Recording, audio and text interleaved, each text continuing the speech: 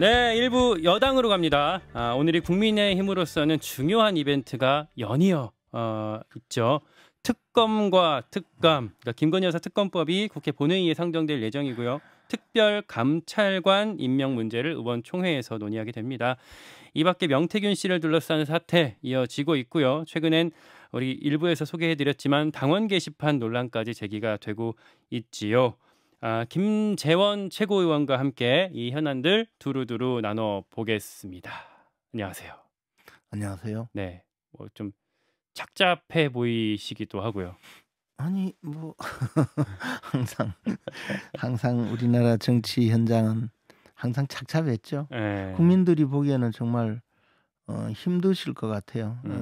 언제 정치권이 국민을 걱정시키지 않을까. 음, 원래 국민 걱정시키지 말고 모여서 잘 처리해 달라고 국민의 대표자들을 뽑았는데 그 사람들이 늘 일을 벌이고 있으니까 그게 더 문제죠. 그런 것들 좀 바꾸는데 또 몫을 해주시기를 네. 기대하고요. 일부 뉴스 방금 전에 우리 했던 뉴스 연구소에서 했던 얘기 먼저 한번 좀 짚고 넘어갈게요. 2022년 윤석열 대통령 출범식 이제 뭐 전후 얘기인 것 같거든요. 지방선거 재보선 이제 공천을 논하고 있을 때 제 기억에 그때 김재원 최고위원님은 그때도 최고위원을 하셨던 걸로 기억하는데.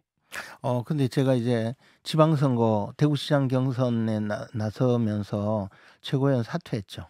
그때는 사퇴한 이후 시점인 그렇죠. 거군요. 예.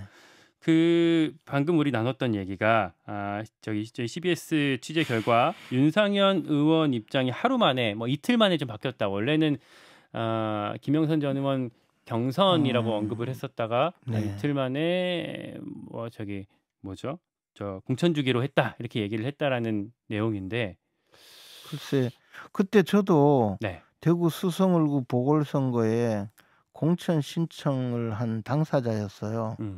근데 뭐 그때 당시에 윤상현 의원이 공천관리위원장이었거든요. 네. 근데 뭐 이유 없이 그 공천의 발표를 미루고 경선 원칙을 처음부터 경선 원칙을 정하지 않고 굉장히 좀 지루하게 회의만 여러 번 했던 걸로 기억이 돼요. 그리고 그 점에 대해서 저도 공천을 신청한 당사자였기 때문에 굉장히 많은 이야기를 들었어요. 그래서 지금 오가고 있는 그 취재 결과도 아마 그 횡행한 소문 중에 하나일 거예요. 그래서 뭐 제가 봐서는 그렇게 상황을 정확하게 파악한 취재는 아니라고 생각해요. 하루에도 12번 바뀌었거든요. 그러니까 그중에 한 가지였을 겁니다. 네. 그게 뭐 외풍이 많아서 그랬다. 뭐 이런 취지는 아닌 거예요? 저도 제가 아는 분이 공천관리위원회 위원으로 있었어요. 근데 그 외풍의 문제가 아니고 뭐 수시로 하여튼 수시로 바뀌었다는 거죠. 그러니까 외풍이 있었다면 정해졌겠죠. 누가 누구 공천을 하겠다라고.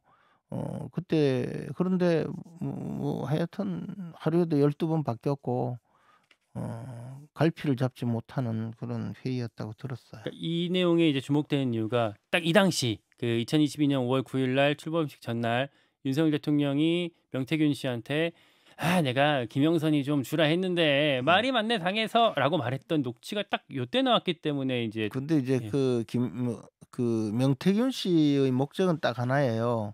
자기가 당의 최고 당시에는 그 최고 영향력이 있는 대통령 당선인 또 대통령 영부인과의 친분을 과시하고 그걸 토대로 해서 돈을 받아내는 거죠. 돈. 예. 그러니까 그분은 그전에도 네. 6급 공무원 5급 승진시켜 준다고 하고 네. 돈 받았다가 사기죄로 처벌받았잖아요. 네. 그분은 그때 당시에 선거법 위반으로 그리고 사기죄의 집행유예 기간 뭐 이런 걸로 여러 가지 사정으로 공민권이 제한된 상태였어요. 그러니까 공직에는 나갈 수가 없고 돈벌이가 목적인 사람이었거든요. 그러니까 자신의 영향력 내지 자신이 공천 과정에 기여한 바 이것을 과장할 수밖에 없고 그를 통해서 돈을 받아내는 것이 최고의 목적이었죠. 음. 그리고 원래 허풍쟁이 사기꾼이에요. 네. 그러니까 네. 그 사람의 말을 근거로 해서 대한민국 언론이 지금 받아쓰기를 하고 있는데 결과가 어떻게 됐습니까? 무슨 휴대폰을 어디 묻어놨다 하면 우르르 가고 그 사람 말 하나 받아쓰려고 집 밖에서 진을 치고 결국은 다 농락당했잖아요. 너무 사기꾼의 말에 농락당하지 않았으면 좋겠어요. 알겠습니다. 당 현안으로 좀 넘어가 볼게요. 오늘 이제 중요한데 특검과 특감, 특검 얘기부터 좀 하면요. 민주당이 이제 본회의에 수정안을 상정한다고 그러니까 수사 대상을 좀 축소하고 특검 추천권을 제3자 대법원장한테 넘길 테니까 좀 구체적으로 협상을 좀 해보자라고 하고 해왔는데 협상 없다라는 게 국민의힘의 뭐 방침인 거죠? 지금 우선 민주당이 내놓은 특검법 자체의 내용이 잘 밝혀지지 않죠. 말로는 그럴듯하게 이야기하는데 어차피 민주당의 본성을 버리지 못하죠. 특별검사는 자신들이 임명하는 사람으로 그 선정을 해서 자신들이 원하는 수사 결과를 내놓고 그걸 토대로 결국은 탄핵까지 끌고 가자는 그 기본적인 생각이 골수에 박힌 분들이거든요. 제3자라고는 하지만 그 대법원장 추천이라고 해놓고 나중에 비토권을 야당이 갖는 방식이면은 결국 뭐 본인들이 그러니까 하겠다는 거 아니냐? 말은 제3자 추천인데 네. 제3자는 추천하고 자기들이 결정은 하겠다 이 이야기니까 뭐 이야기할 것도 없죠. 근데 저는 지금 이 김건희 여사 특검법의 내용 자체가 문제가 있다고 하기보다 김건희 여사에 관련해서 지금 도이치모터스 주가 조작 사건에 대해서는 공범들은 재판을 받고 있고 그리고 김건희 여사 사건은 1차 서울중앙지검에서 결론을 내서 항고가 되어서 서울고검에서 또 재수사하고 있어요. 그리고 아마 저분들은 재정신청까지 가겠죠. 그래서 법원까지 갈 거예요, 어차피.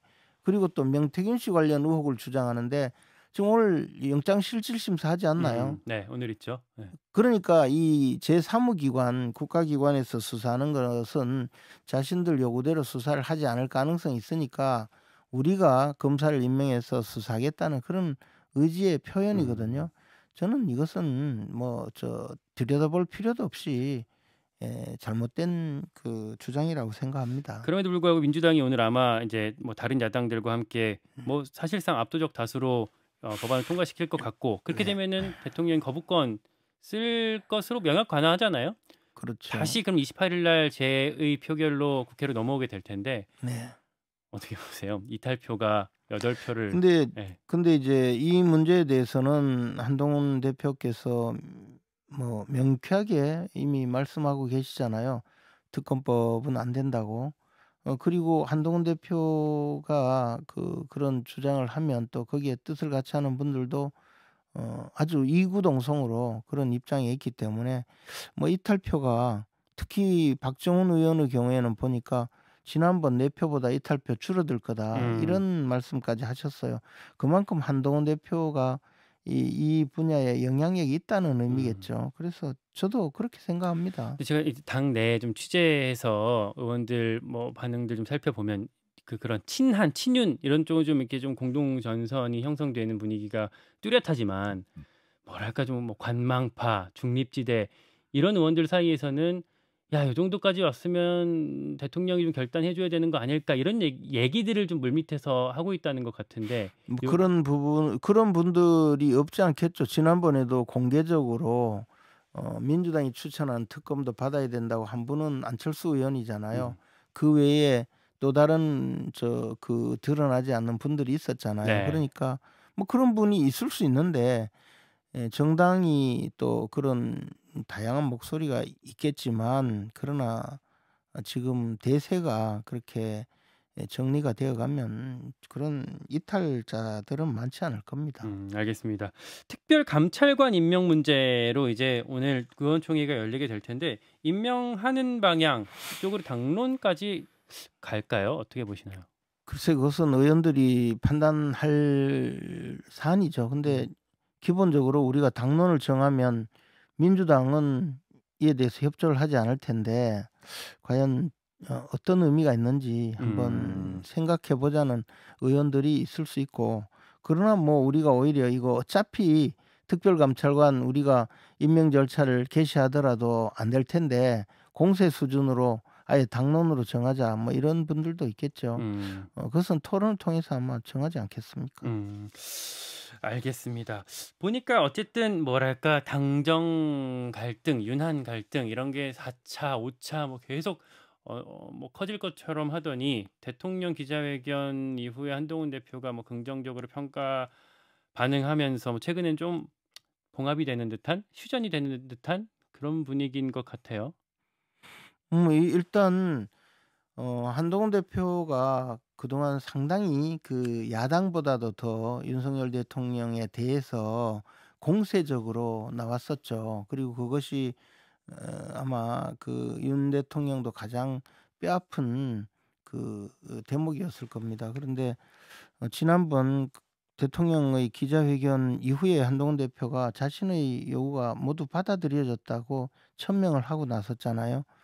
사실 그 대통령의 입장에서 그 문제를 검토할 때는 한동훈 대표의 요구뿐만 아니고 음. 현재의 상황을 타개하기 위한 여러 가지 조치에 대해서 포괄적으로 많은 생각을 하고 그 기자회견을 했을 거라고 보는데, 한동훈 대표의 그 의외의 반응으로 당내에서 또 한동훈 대표와 뜻을 같이 하는 분들도 곧바로 태세를 전환했어요. 음. 기자회견 당일 날 보니까 무슨 "하늘이 노랗다느니 뭐 그런 이러려면 왜 전언들이 했느냐." 나왔었죠. 예. 뭐 전원이 아니고 취재를 통해서 음. 직접 기사에 썼잖아요. 네. 언론인이 기사를 뭐 간접적으로 남의 말 듣고 음. 쓰진 않잖아요. 그래서 그걸 보고 '아 대공세가 펼쳐지겠구나.' 했는데 그냥 몽땅 그냥 잠수 타 버리더라고요. 그래서 아마 이 부분은 상당히 좀 수면 아래로 내려간 것 아닌가 싶어요. 한동훈 대표의 어떤 결단이 있었다고 보시는 거예요? 당연히 뭐 한동훈 음. 대표께서 그동안 공격을 취하는 그런 음 입장에서 바꾼 거죠. 음. 그렇게 근데 이제 보여집니다. 이 분위기랑 좀 반대되는 흐름도 아까 이제 일부 뉴스 연구소에서 인제 얘기를 했던 건데 당원 게시판 논란. 그러니까 지금까지 드러난 사실관계는 한동훈 대표랑 가족들 이름으로 당원 게시판에 윤 대통령 부부를 비방하는 글이 뭐 수백 건이 올라왔다. 근데 저는 이게 처음에 뭐 동명이인이라고 뭐 그냥 얼핏 생각을 했었는데 이게 논란이 안 그쳐지고 경찰 수사까지 착수가 됐잖아요. 네, 네. 예. 근데 김재현 최고께서 당무감사까지 뭐 제안을 하셨는데 뭐 당무감사는 안 한다는 것 같고요.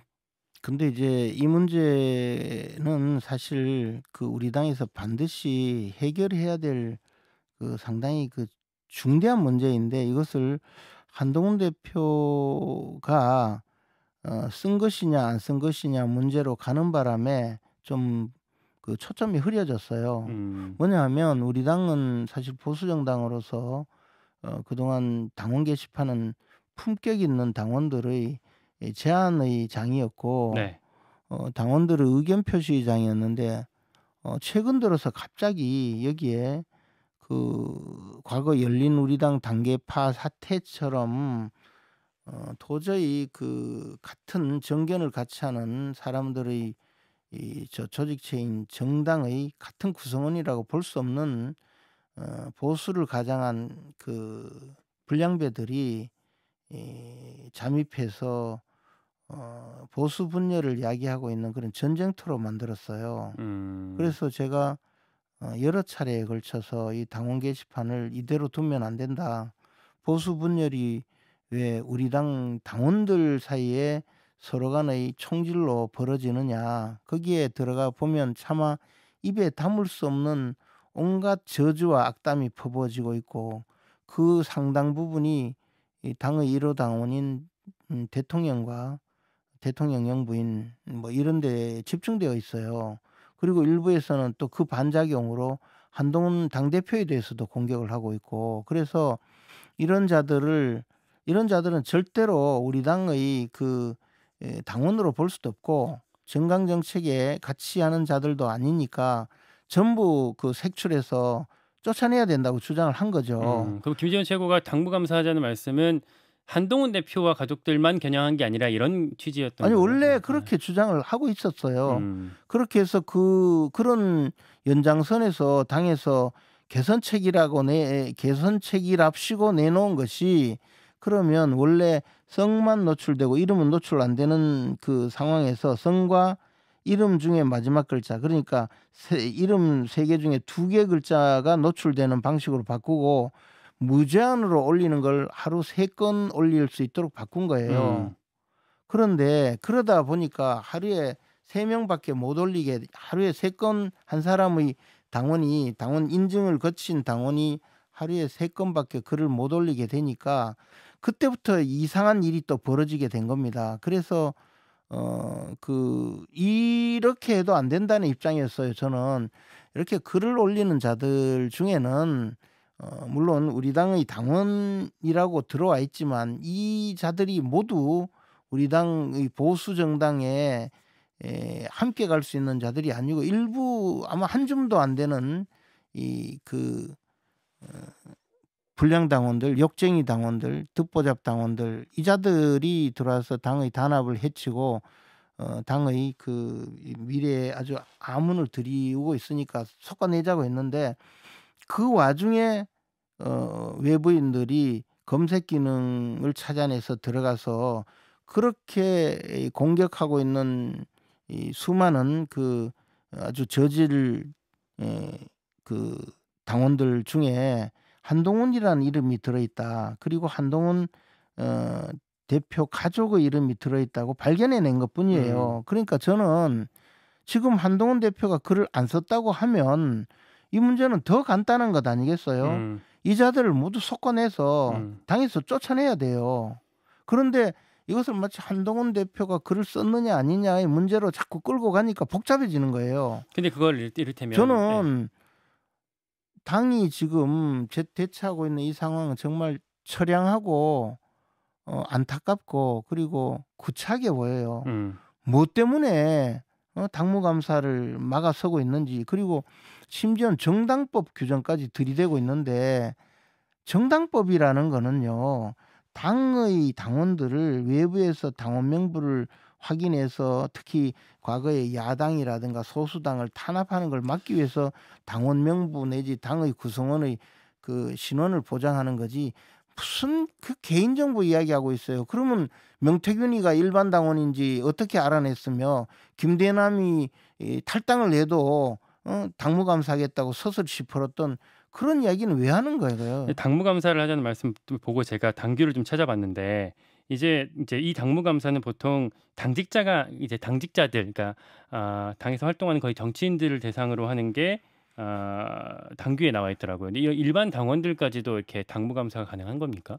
당연히 가능하죠. 그리고 당 게시판 운영 전반에 대해서 확인을 하고 일반 당원도 그 관할 그 시도당 윤리위원회에서 제명 출당 조치를 다 할 수 있게 돼 있어요. 그런데 지금 이 문제를 막아선다고 막아지지 않고 당은 큰 자정작용이 있어요. 그냥 이렇게 한다고 해서 자정작용이 없어지는 게 아니에요. 1부 마칠 시간이 돼서 혹시 시간이 가능하시면 2부 잠깐 한 5분 정도만 시간 내주시면은 2부에 다른 질문까지 같이 하겠습니다. 50분이라도 내드릴 테니까 신경 쓰지 마십시오. 네, 일단 1부 우리 여기서 줄이겠습니다. 김재원 최고위원과 인터뷰 이어가고 있습니다.